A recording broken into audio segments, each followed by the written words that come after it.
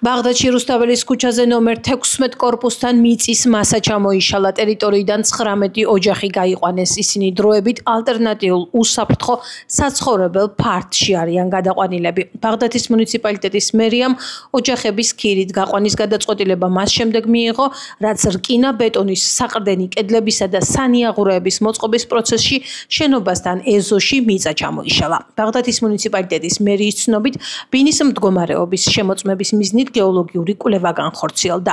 სამხარაულის სახელობის ექსპერტიზის ეროვნული ბიუროს დასკვნის თანახმად, კორპუსის მდგრადობას საფრთხე არ ემუქრება. ჩამოშალა ნაყოფი მიწა, გახდა საშიში აქ ცხოვრება და გადაყვანეს ბინაში, სადაც მოსულყოფილი იქნებით ალბათ.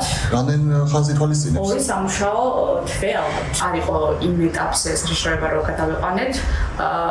უკვე შემდეგ გახდა საშიში, როცა უკვე ნაყოფი მიწა ჩამოიშალა.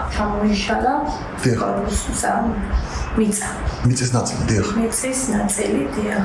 და მოსახლეობა გადაიყვანეს, როგორც ვიცით? მოსახლეობა გადაიყვანეს საფრთხო ადგილას. დიახ. თქვენს შემოგთავაზეს ეს პირობები, თქვენს გადადიხართ როგორც ვიცით, ხო? დიახ, გადავედით. და ეხლა ნიუტების სასაღებად. დიახ. და რამდენი ხანი გითხრათ, რამდენი ხანი უნდა გადახვიდეთ? ვარაუდობთ 2 თვე.